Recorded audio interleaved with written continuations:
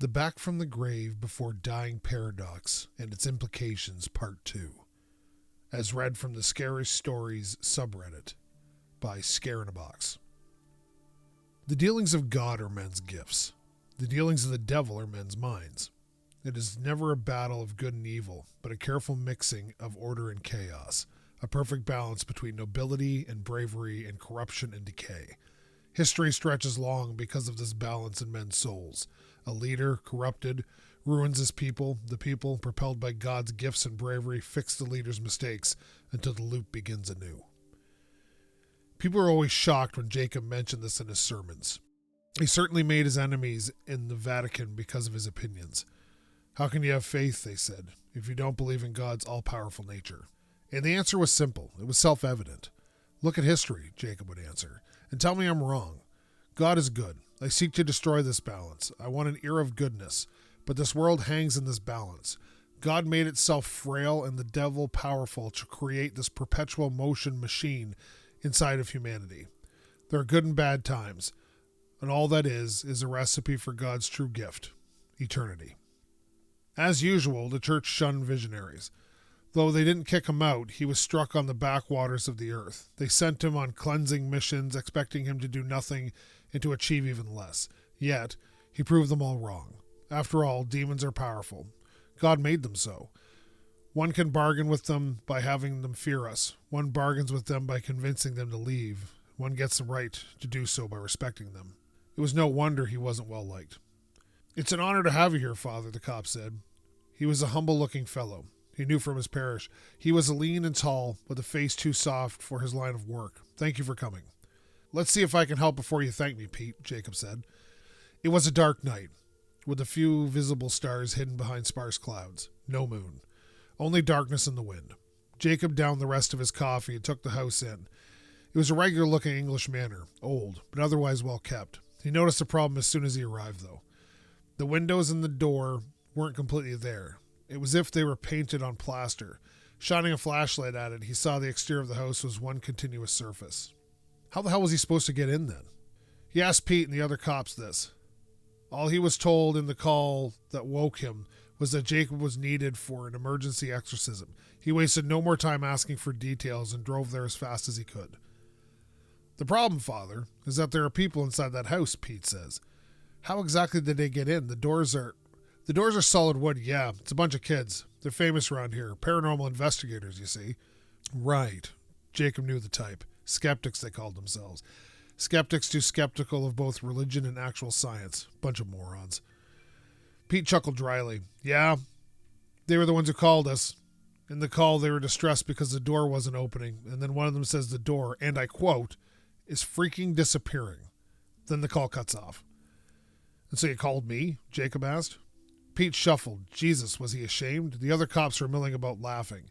The sheriff, who was sitting against the hood of his car, chuckled and said, I'm sure there's a perfectly good explanation for this, Father. Pete here thought it was a good idea to call you, though.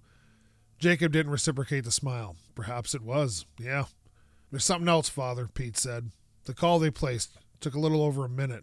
He shuffles even more. I told you already, Pete, the sheriff said. It was just a computer error. Pete continued. The duration of the call appears as this big-ass negative number. I called the tech guys, and they said it was called an overflow or something. They said it happens when the number is too big. What are you saying, Pete? Jacob asked. How long did the call take? That's the problem, he answered. If you play back the recording, it takes barely more than a minute, but the system says it took such a long time. The system crashed.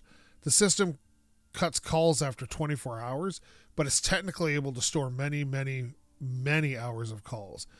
But the system says the call took much longer than that. How much longer, no one can say. Could have been infinite minutes. We'd never know. Jacob whistled.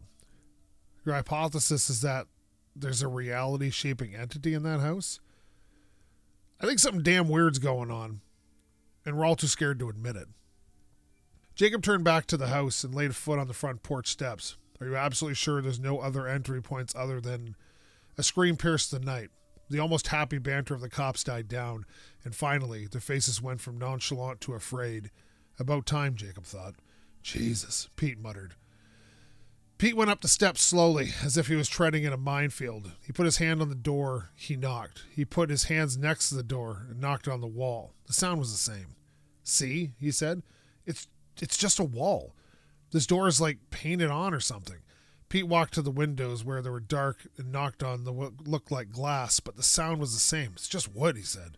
"We can't get in." Jacob sighed, skeptical, and joined Pete. This close, it was easier to see. Truly, the door was solid wood. It looked as if someone had painted a picture of a door and glued it to the house. Weird. Jacob held his breath. He touched the door and reached for the handle. He turned the handle. The door opened. Pete gasped and ran down the stairs in 2 large strides. Jacob was left alone, staring at what looked like a regular, if familiar, entry hallway. There were lights on somewhere inside the house. "The hell?" The sheriff lumbered to his feet and came up to Jacob. The sheriff pressed his hand to the door, and it was as if he was pressing the wall of solid air. "The hell is this?" Jacob moved effortlessly through this invisible barrier and entered the hall. "I'm sure there's a perfectly good explanation for this," he told the sheriff. The door slammed closed by itself, leaving Jacob alone. Jacob had completed some exorcism, 12 in total. This was his 13th. He wasn't superstitious despite everything, but this was still too odd not to wrench a laugh from him. No other exorcism had altered the house itself. Was this a haunted house? He was always dealt with possessed people, not with possessed real estate. There had to be a first time for everything. The hall looked regular enough. What Jacob couldn't figure out is where the lights were coming from. He peeked through the window and saw the cops outside. "Hello?" It was only when he spoke that he noticed how quiet everything was. Odd. He started pacing the house, ears out for the paranormal investigation kids, attentive to anything out of the ordinary. The house felt empty. Jacob always felt a tingling sensation on the back of his neck when near possessed people, but here there was nothing. Absolute nullity. It wasn't until he reached the kitchen and saw the same shattered tile as the one where he dropped a stone as a child that he understood why the place felt so familiar. It was familiar. It was his childhood house. Something that hadn't happened since his 4th exorcism happened. His heart raced and his eyes strained under the pressure of his anxious mind. What the hell was he facing? He wasn't equipped to deal with this. Screw all his convictions. He just wasn't. Where the hell was the light coming from? All the lights were off, and yet it was as if the lights were coming from another room, and the light was damn weird. It threw everything into a sepia tone. It hit him then. Everything was colored sepia, like an old photograph. "I'm not afraid of you," Jacob enunciated. "I'm here, protected by the highest being, by the essence of truth, by the holder and creator of this world." He had to consult someone else. This was beyond his ability. Everything about this screamed abnormality, even by exorcism standards. He went back to the entrance hall and tried the door, only to go for the handle and touch the wall. Like before, the door was but an imprint on the wall. Jacob went to the living room and looked out the windows. They were blank. Not blank, but empty, showing a kind of alternating blackness, like a static screen. "Welcome." Jacob startled and turned so very slowly, for there was someone behind him. There were these kids, all in their young 20s. One girl, Anne, and 2 boys, Oscar and Richard. The paranormal investigator kids. Jacob relaxed, seeing it was only them, and that he had already found them. But he recalled where he was. He still felt alone, despite the kids being in front of him. Unnatural. This was unnatural. Was this being done by God or by a fiend? Jacob sensed neither good nor evil here. The kids walked backwards into the dining room and said in unison, "Please sit." Their voices were not their own, but one single voice, which seemed to come from another room, just like the light. Even the way they moved seemed forced and mechanical. Controlled. They were being controlled. So they were possessed? The first rule of exorcism is establishing trust, he told himself. Jacob joined them and sat down at the table. This he could deal with. This he knew. But he also knew that this table, these chairs, the wallpaper, they brought so many memories to him, and he felt alone inside the house. This wasn't an exorcism, was it? The girl Anne set a bottle of wine and one of Jacob's father's favorite crystal glasses on the table. "Drink," they said. Their mouths weren't moving normally, but only up and down, like a ventriloquist in his puppets. "You'll need it. The alcohol, I mean." "Who am I talking to?" Jacob said. He made sure to be assertive despite the questions. He had to show he was in control of himself, though he was a guest in this conversation. The Oscar and Richard boys sat across from Jacob. lips smiling though their eyes were serious. Tell me, Jacob, who do you think you're talking to? Where do you think I came from? Where do you think you are? I think I'm talking to an entity, or so those like me like to call you, a spirit, a demon, a ghost, and I'm in your domain.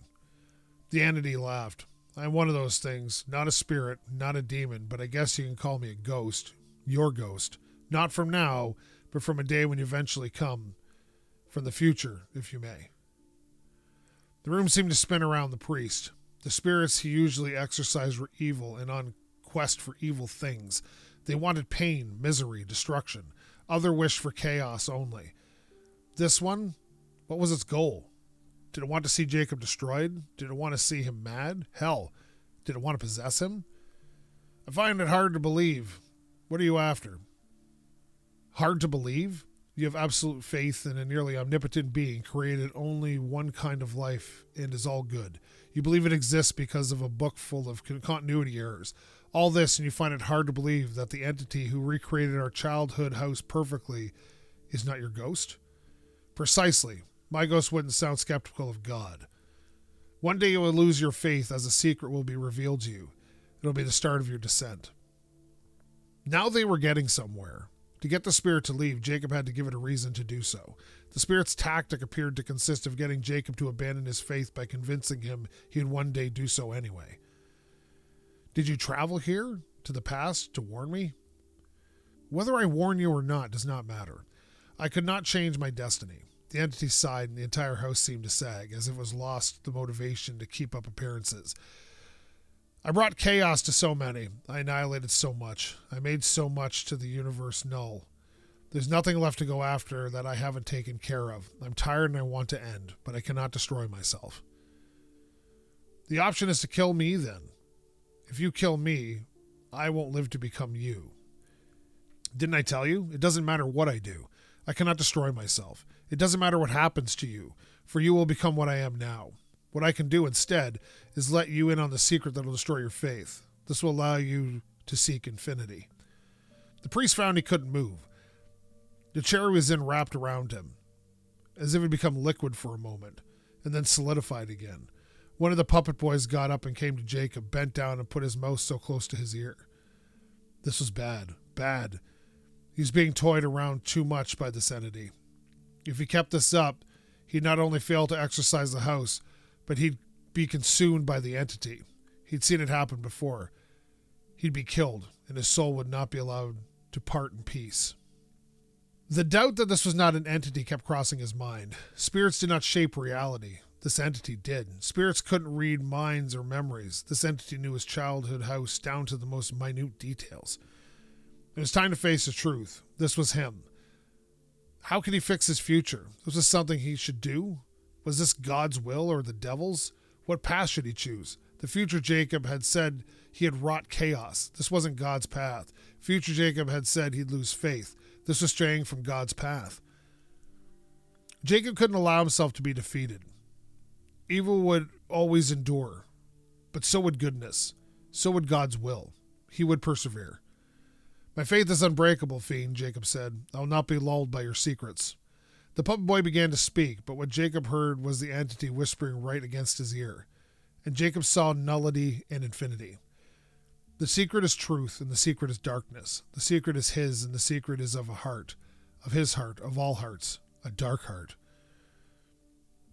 Behind the skin of the universe is the static of nothing that stretches over all that is nothing, stretches over infinity, the anomaly. Jacob can't understand it.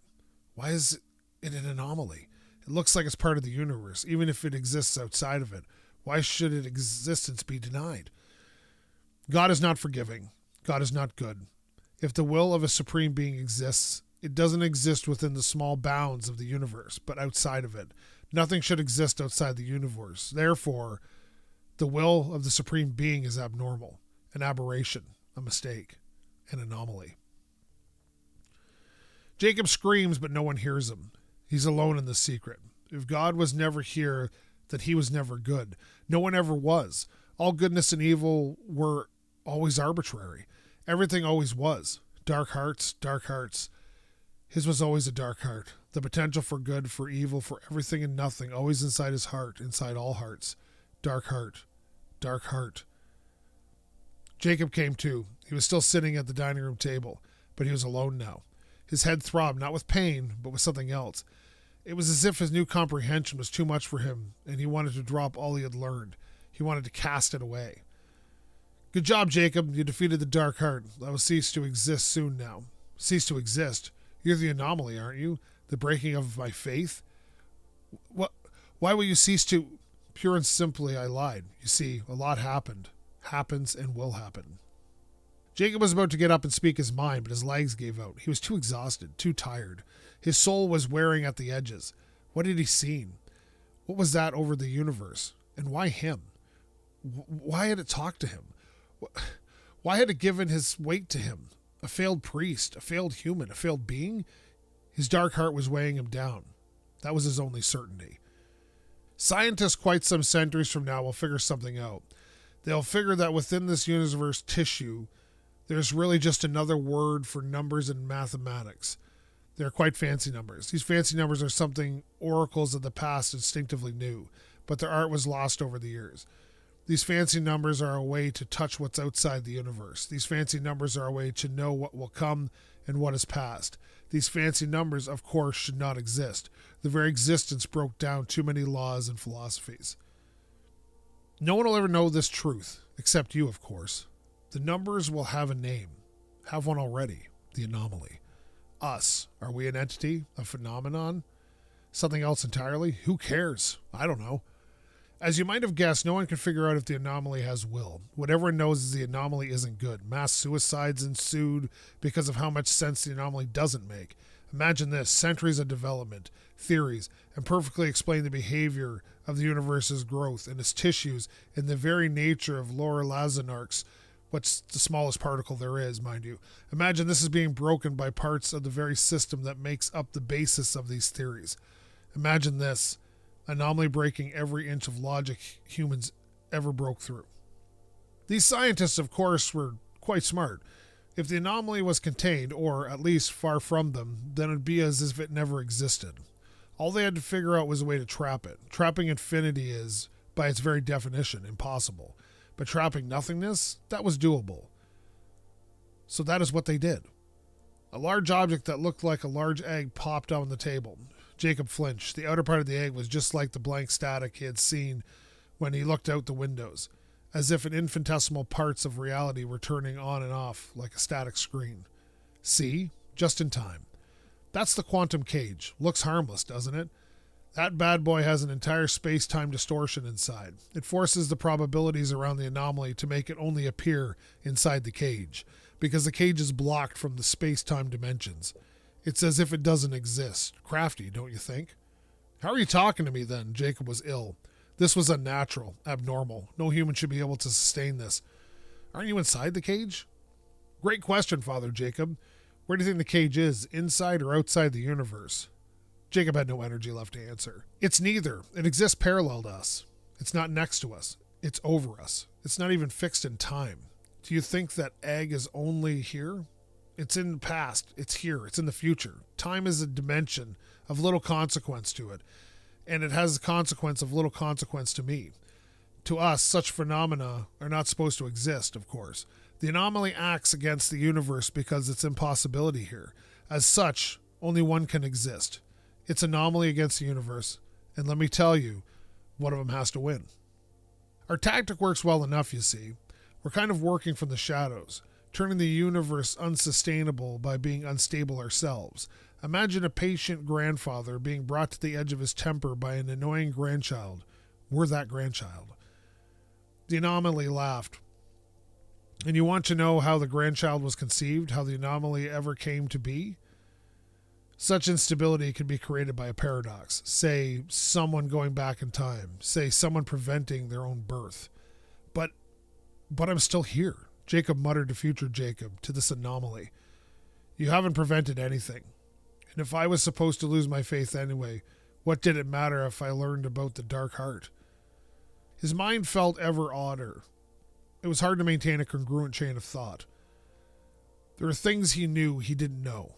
But if he thought about something he didn't know, then he learned about it. But if he thought about something he did know, that knowledge grew blurry. Causality was being torn apart. The anomaly was infecting him, a consequence of the awareness of the dark heart. As you see, I haven't broken free. My power is limited. I haunted this house, this domain, but nothing else. But loops ago, I couldn't do anything. You see, the cage traps us inside, but we can still alter variables as small pieces of reality. We can alter the very laws of physics. We are yet to find the combination that activates the probabilities that will make the cage either instantly decay or deactivate, but we're finding wiggle room, little by so very little. Killing you before I was born didn't work, so I'm going to have you pursue me. We'll meet again, Jacob. I don't want to become you. You already are. You heard the secret. You know the dark heart now. Like a fool, you chose the greatest of the two evils. But that's all right. We're piercing apart goodness and evil. Good and his non-existing devils wouldn't matter in a world of infinities and nullities. When this cage cracks, there won't be either good or evil to worry about. There won't be neither heaven nor hell. Reality flickered without a transition. One moment, Jacob was in his childhood house, and the next, he was in an abandoned, vandalized room, lying on his side. His head didn't hurt anymore. He felt relatively well.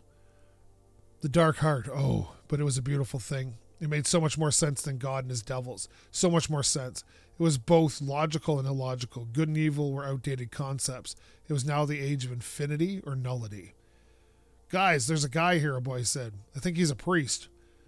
The boy bent down and flinched back. Guys, he's awake. This was Oscar. I'm okay, Jacob told him. He got up slowly. His mind was wider now, but his knees were still the same as before. Are the two others here, Rick and Ann? Those two were by the entrance. You weren't here a minute ago, the Ann girl said, face paling. Rick, with his mouth hanging open, pointed a device at Jacob. Our first ghost, he muttered. Jacob swatted the device away. I'm no ghost. You do know there's a swarm of cops outside, don't you? So they came? Oscar asked. I called 911 because the door vanished for a moment, but they returned right after. This place is definitely haunted. He narrowed his eyes. But you? Jacob sighed. No, not by me. I took care of the haunting. You exorcised the place? Ann asked. Jacob laughed and shook his head and patted the dust off his clothes. He opened the door and the red and blue flashes of the police cars lit the entrance hall. Light finally made sense. But what was sense good for, anyway?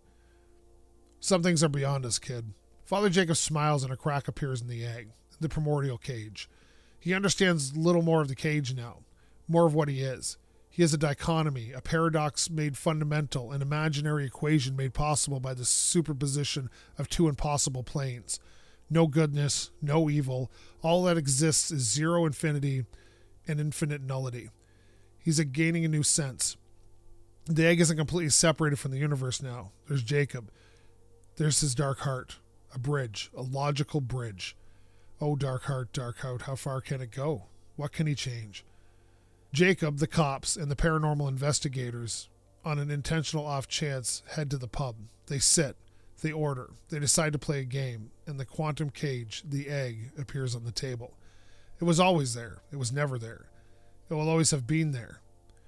Perception is the key to turning back the key. The configuration allowed a tiny crack. Now he can turn the key back earlier. He doesn't have to wait until the end as the anomaly had to before. He can outsmart the creation of the cage. He can speed things up. The paradox this time will be nodding of time, so thin the causality will be broken. Dark heart. He spent so long worrying about the nature of God, worrying about being taken into the Vatican. For what? It was but a speck of dust when reflected against the anomaly. Even if the anomaly was subjected to time, it would outlast it to infinity. A new God is born, and the God is him. The new God is them. So perception changes. Causality is altered. The others laugh at the board game and have fun. But there's no board game. Damn, that's funny, Ann says. What's wrong, sweetheart? Jacob asks and knows the answer. I'm seeing through him, she points at Pete. Pete laughs. Seriously? I'm seeing through him? He points at Richard. Look at it. It's as if I'm pointing at myself. Other people in the bar start laughing and pointing at one another. Jacob leans back, takes in the chaos, appreciates it, and knows what it is. Countless patterns, laid over one another until the only thing at the other end of the system is apparent noise. The vision and senses of everyone overlap and create positive feedback. The universe can't sustain this feedback. It drains it too much. It puts too much pressure on this specific part of it. The breaking of causality rips a hole in the universe's tissue. The whole acts like a drain of infinite gravity, sucking everything in, like a sock being turned inside out. The universe put to the power of -1. Like a slingshot, the universe is sent reeling back and then brought to stability again. There's no pub anymore, no cops, no paranormal. There's no conscience as of yet. The only sentience is not in the universe, but over it. The anomaly waits for the moment to strike again. It's trapped in its cage, but its reach is never trapped, was never trapped. It won't be trapped. Primordial chaos, colors are right. The world arises from the dust. The dust coalesces and shines, and the stars are formed. And with them comes the seeds of us, of Jacob, of all who hold the anomaly, and all will be held by it. Civilization turns anew. New cogs turn, old cogs churn. The world is split. Fire detonates and consumes. The old manor is built again, and the anomaly sets its talons over it. The time to try a new combination has come. The time has always come. The time that will never have been, and that will always be.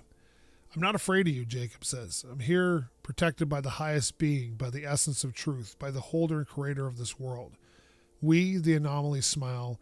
Receive us with open arms. Welcome, we say.